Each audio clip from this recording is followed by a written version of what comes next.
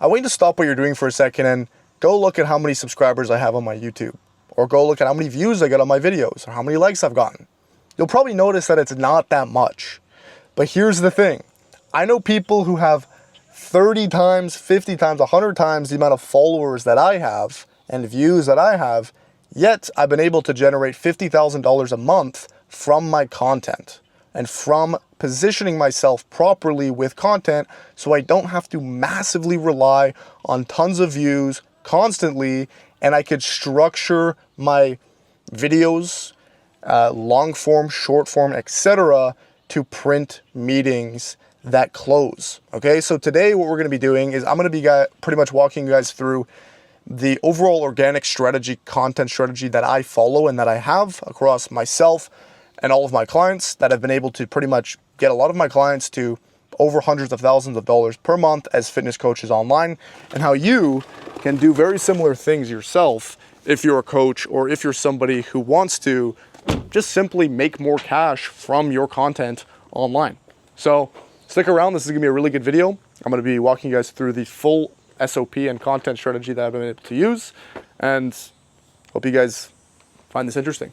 All right, ladies and gentlemen, so let's jump into the actual strategy that I've been able to implement in order to make over $50,000 a month as an online coach. This strategy is not like a paid ad strategy. This is specifically for organic. Okay, so organic content. And the reason I'm making this is there are so many people right now who are out there competing as an online coach. They're trying to make more money. They're competing.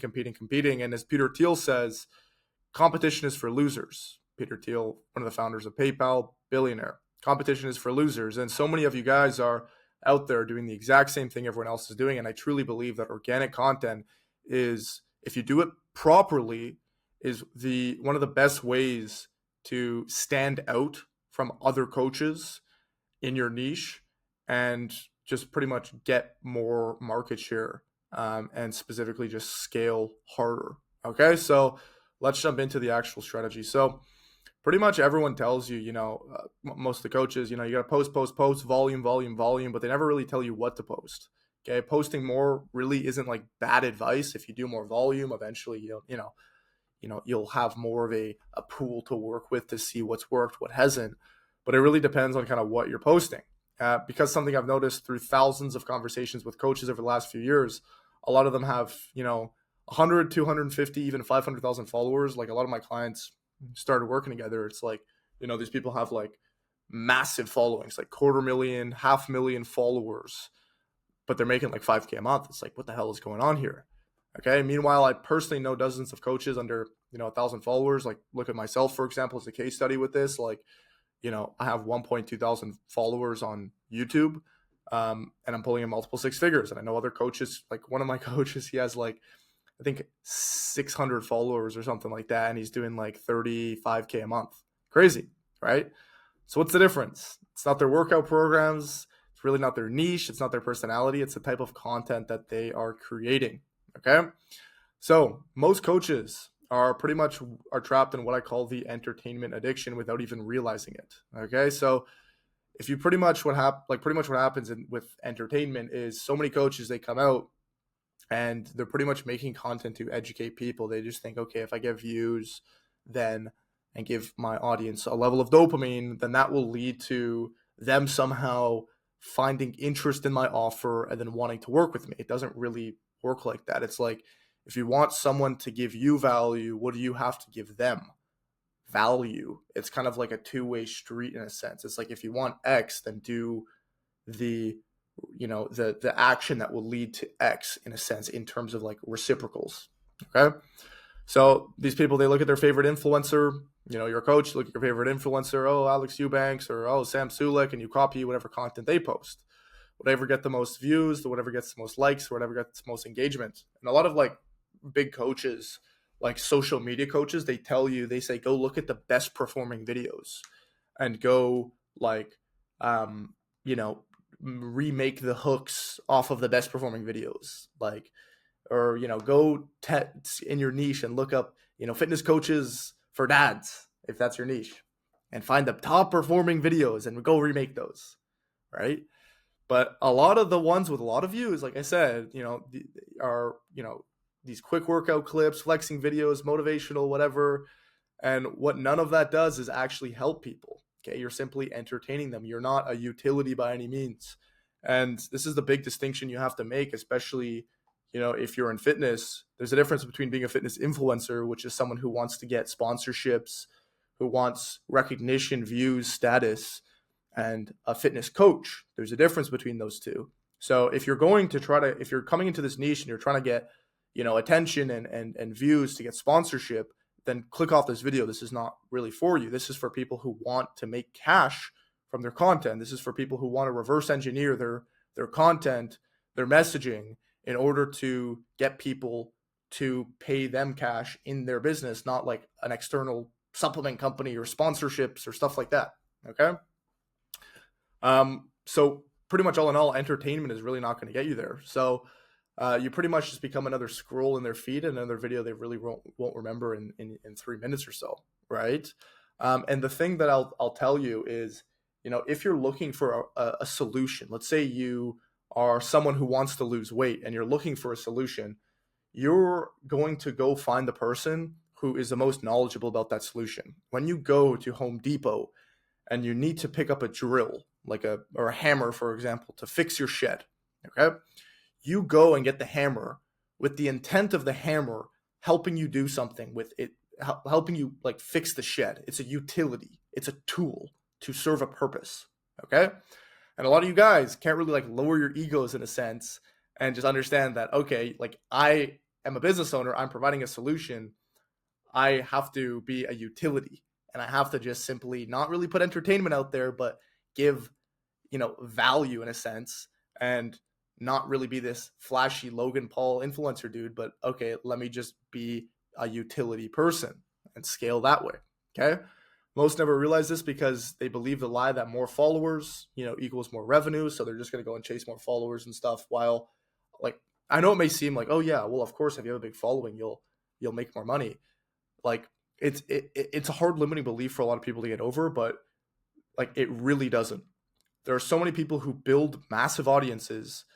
Like if you look at Sam Millsap, who's one of the bigger guys in the kind of helping online fitness coaches niche, he built his audience based off of a lot of lifestyle content, like Lambo Miami, flexing his cars, whatever.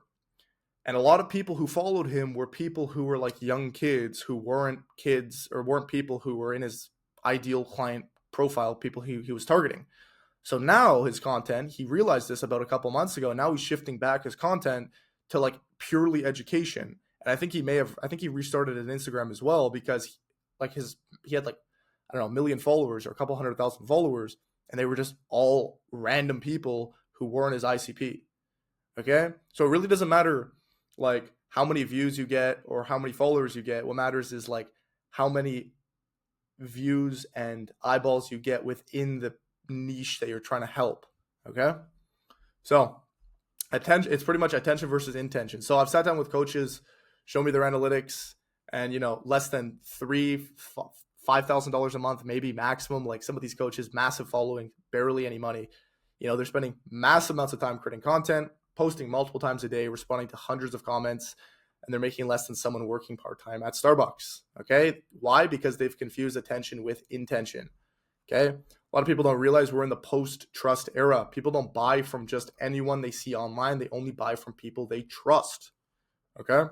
So you're not going to build trust by flexing your car, or you're not going to build trust by flexing your muscles online without actually like giving anything in return of value. Okay. Like when you do the lifestyle stuff, that works a lot of the time in like a B2C niche where you're targeting like beginners and people who see that stuff and get kind of like envious and jealous. And that's what drives them to move forward. Okay. But if you're in a sophisticated niche, when I say sophisticated, I just mean like probably fitness coaching, where buyers are not really going to like be like, wow, this guy, like, no, like most people who buy fitness coaching are just across my clients are people who genuinely see value in things. Okay. Not like, oh, wow, you have a 6-pack and this guy has an 8-pack. I'm going to go with him. It's not really the way it works. Okay.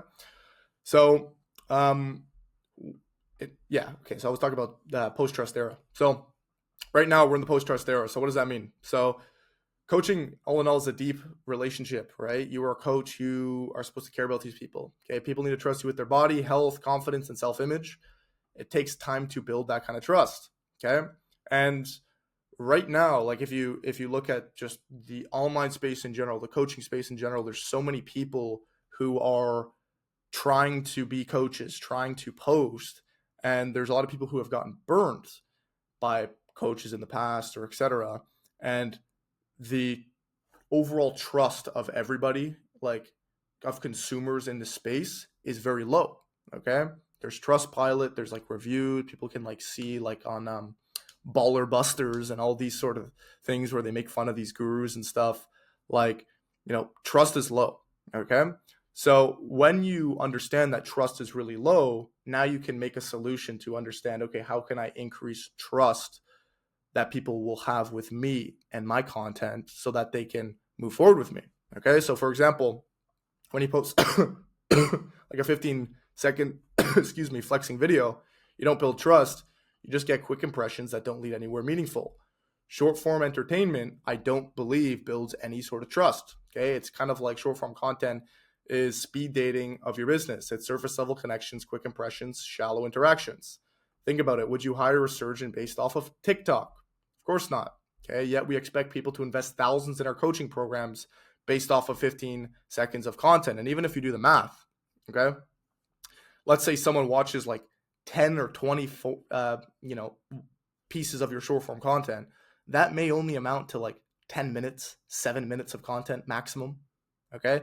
Think about there's a rule where someone has to spend at least 7 hours watching your content in order for them to feel 100% ready to invest in your solution.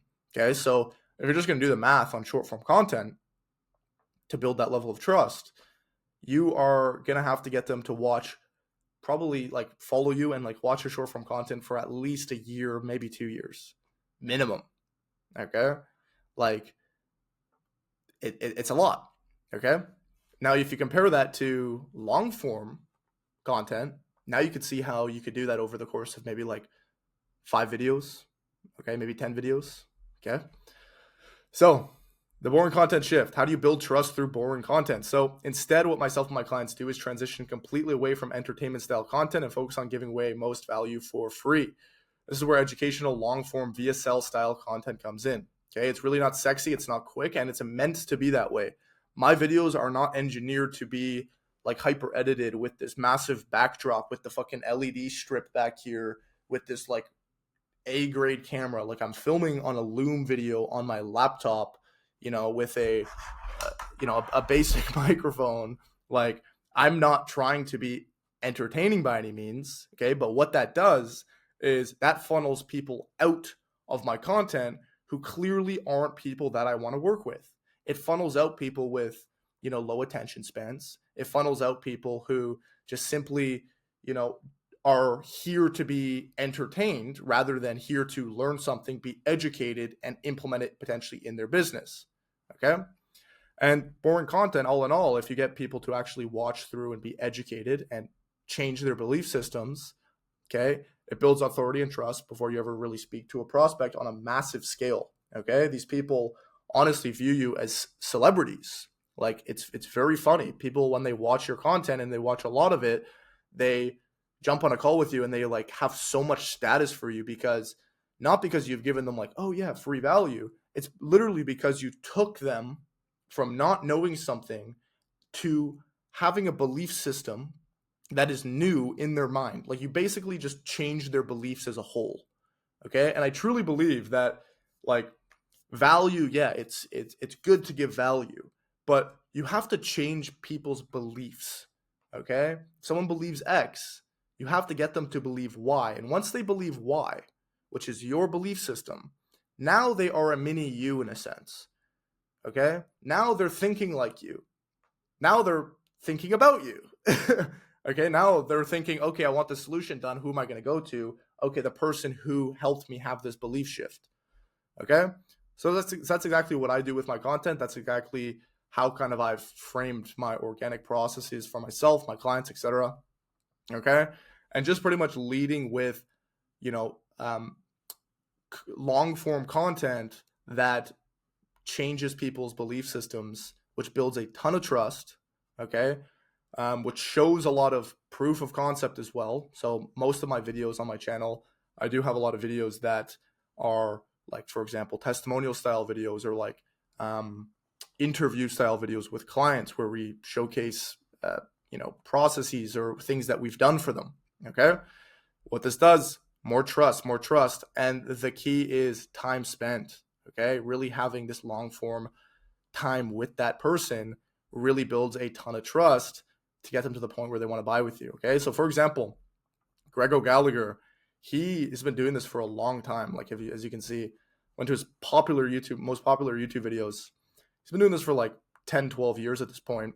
But Greg O'Gallagher with KinoBody, he didn't grow his supplement and coaching sales by chasing, Instagram trends or trying to, post short form. He built them with VSL style YouTube videos explaining his unique mechanism, okay, which is intermittent fasting and why it works. And he'd spend 10 to 15 minutes breaking it down, showing proof, tying it into his offer of intermittent fasting. And the result, his videos were pretty much the sales letter. Okay. By the time viewers clicked his links, they were already sold. Okay. And all of his YouTube videos are centered around his mechanism. Okay. So the real Bruce, this is the most popular video. The real Bruce Wayne revealed the power of intermittent fasting. He was the guy who actually brought intermittent fasting to like the forefront of everyone's mind. Like people didn't really know what intermittent fasting was like 7, 8 years ago. Like no one really knew, but he just kind of, I don't even know if like that's an actual thing that doctors like knew the name intermittent fasting, or if he just like made it up as a whole. He probably could have. But he probably just made it up and started talking about it and popularizing it and making long form content around this. And all of these videos are all sales letters. They're all meant to sell people. And yeah, maybe it could be framed as kind of like, okay, in the thumbnail and the title for sure, like framed somewhat as entertainment style. Okay. But if you actually click on these, they are selling you. It's him talking about, day in the life. Here's why intermittent fasting is good. Here's why this. And it's a sales letter. Okay. And he made a ton of money from that. Okay. So all in all, like I said, the 7-hour rule. So when someone watches a 40-minute educational video you've created, they're investing their precious time into learning from you. You can't fake your way through 40 minutes of clearly explaining a complex topic. By the end of that video, they either see you as an expert worth following or they don't. With short form, there's always middle ground. People can like your post, follow your account, and never respect your expertise. And the thing with short form as well is you can script it so easily. Like you can say a line, okay, off a script, say it, go read your script, say the next line, go read your script, say the next line, and just cut out the parts in between so it sounds and it flows good. Okay? And it's a very low barrier of entry thing. Not many people can talk about a concept on a long form piece of video like this. Okay. And yeah, so they're with a lot of times with short form, they're entertained by you. They're not educated by you. There is ways to do it through short form, like top of funnel to get people from short form to long form, which I have been doing. But all in all, if you're primarily just running short form, it can be tricky. Okay. So long form videos have been shown to increase conversion rates by 34%, a significant advantage if your marketing campaigns aim to drive sales. This is from a Harvard study. And even all the really big brands, I was working with this company and we were running ads for them. They were getting great results with ads. And about 3 months into running ads with them, they were doing like 55K a month with ads. And 3 months in, the quality of lead from ads was just going down. It was like really bad. So I was like, okay, what's going on here? Like, why is this going bad? He's like, oh, well, I stopped making long form YouTube content. And what we pretty much found out is that people from the ads were going and watching his long form YouTube before they booked the call. Okay. Or they booked the call and then they would go watch it in the meantime while, they had that space before their call. And then that would kind of pre-sell them. And the quality of lead, like the person was the same, but one was educated and one wasn't. And one was willing to spend $5,000 and one wasn't. Okay. So all in all, entertainment doesn't pay the bills. Long form really is like a really important thing to focus on, especially if you're trying to not compete with everyone and be in your own uncontested market. Like, go start long form, go talk about your mechanism. If your mechanism and your niche, like for example, Gregor Gallagher here talking about his mechanism, just pulls people so much to his page, right? And to his funnel and etc. Okay. So, for example, let me just walk you through kind of what the steps are here. So how do you actually do this? So lesson 1, make educational long form content, pretty obvious. Number 2, how to make good educational long form content. Number 1, be specific. Viral content is designed to appeal to the masses, but your coaching clients will come from a specific subset of people with a specific problem. Okay. So for example, a generic 5-minute morning workout might get 100K views, like this one right here. But how to lose 20 pounds when you work 60-hour weeks and have 2 kids might only get 5K views and more paying clients. Okay. Even though this one got way more views. Okay. Like 5 or 100 times the amount of views. Okay. This one here most likely brought in more clients for this girl. Okay. 5K. And then I want you to imagine, let's say, 5% of these people book a call. Okay. And are willing to spend maybe $1,000 to $4,000 or $5,000. I'm just guessing her pricing. Okay. For a program, for a coaching program, right? She is going to be making a lot more money than some broad 5-minute intense 6-pack without education. Just like, here's how to do it, blah, blah, blah, tutorial style. Okay. People are not really going to accredit that with her expertise. It's just going to be like, okay, here's some random tutorial. Okay. Step number 2, add unique insights. So secondly, you need to be adding new insights to the marketplace. You don't want to regurgitate another copy and paste video out there that's already been made.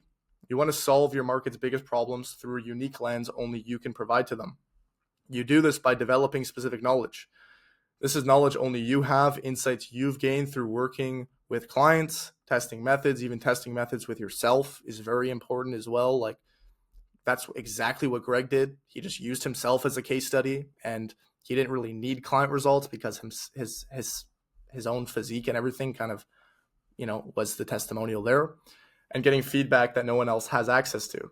Okay. So for example, if you take Jeff Nippard, he developed unique insights by combining his biochemistry background with practical training experience. Okay. His knowledge came from his own personal life and experience. It's specific knowledge that only someone with his background could develop and teach. He's the one who pretty much took the science fitness, like science lifting, right? Instead of heavy lifting and all this craziness. He's like, okay, let me take a science approach to it. And he's the one who kind of revolutionized the science lifting trends. Okay. Same thing with Greg with intermittent fasting. Okay. So unique insights, unique things that you could talk about and center your mechanism around. Okay. And then take your specific knowledge, take your specific thing that is unique to you and turn it into content. Okay. Your passion, your genuine curiosity, taking those unique insights, that specific knowledge you have, and just talking about it, just making content around it and educating people about it, why it's good, why it's better than X, why, etc. Okay. And then what that pretty much leads to is you are the only one who could deliver it. And now there's no competition. Okay. Jeff Nippard is the one who pretty much, he's a really good example of this. And he is printing or I don't even know if he has a coaching offer anymore, but when he was printing cash. Okay. So educational videos that teach your unique methodology, content that demonstrates insights only you have, systems and frameworks you develop through real client work. What happens? You become the only one who could deliver this insight, and your knowledge can't be taught by others. It has to be learned through experience, through doing something, getting an output from it that only you have access to the output.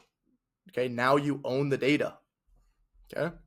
And when someone goes through your content pipeline, they aren't just another lead. They become a pre-sold prospect who already trusts you and believes in your methodology. That's how I've been able to achieve personally an 85% closing rate. Okay. I know it may sound a little crazy. Oh, Ashton, how do you have an 85% closing rate? 10 people book a call with me on average, 8 to 9 will close. Okay. 8 to 9. How is that possible? Okay. Well, everybody who books a call with me watches my long form content. I get them to watch it. I send them long form assets to watch. Okay. And they are already pre-sold.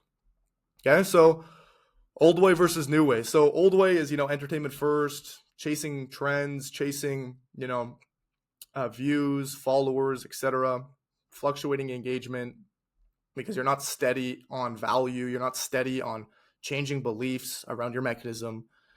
Okay. And your new way is education first around your mechanism, around what you're doing, who you're doing it with. Okay.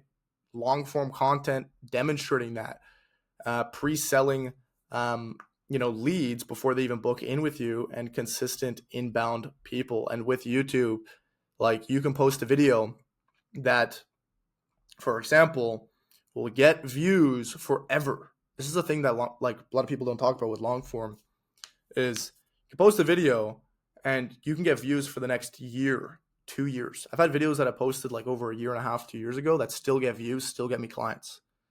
Okay. That's leverage right there. Having one thing, one action you do that feeds you for the rest of your life. Okay.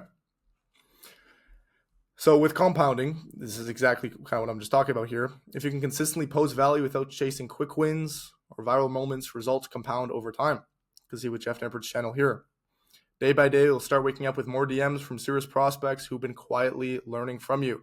And people will be, when I say quietly, like, you won't even realize, like, you'll be posting content and you won't even realize that people will be like watching it until you like get a couple calls booked.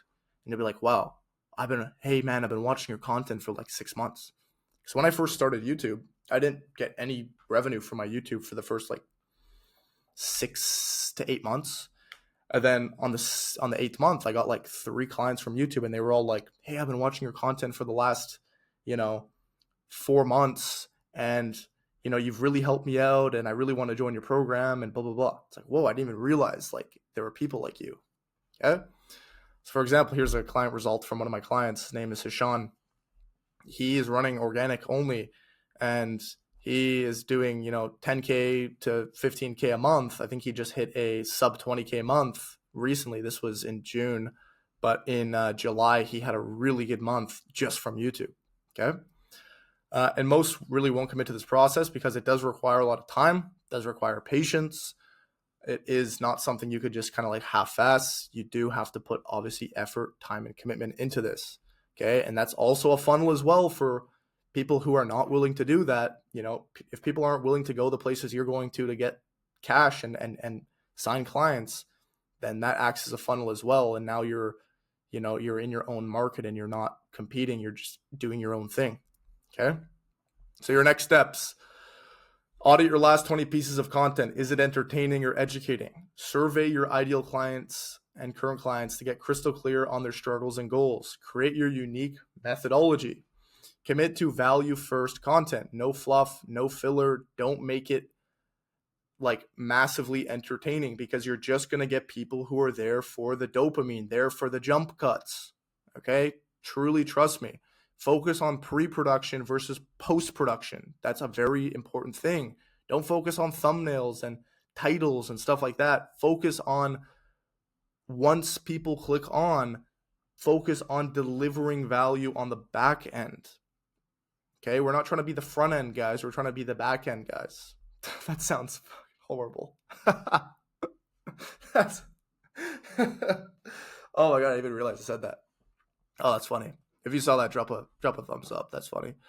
And measure what matters. Okay. At the end of the day, we're not trying to get likes, views, shares, etc. We're trying to get booked calls and closed calls. That's all we're trying to do. Okay. So at this point, you have 2 choices: keep creating content that gets likes but no clients, or number 2, become an educator who solves real problems and sells without hard selling. Okay. Most coaches won't do this because it's boring. It's difficult. It's really hard to stay consistent with, which is why exactly it works so well for those who do. So today you learned something, okay? And I can guarantee that if you don't take any action on what you learned today, you won't experience any growth. Growth is just a multiple of learning and action. That's all it is. Applied learnings. So if you don't apply anything you've learned today, then I can guarantee you won't see any success. Thanks for watching.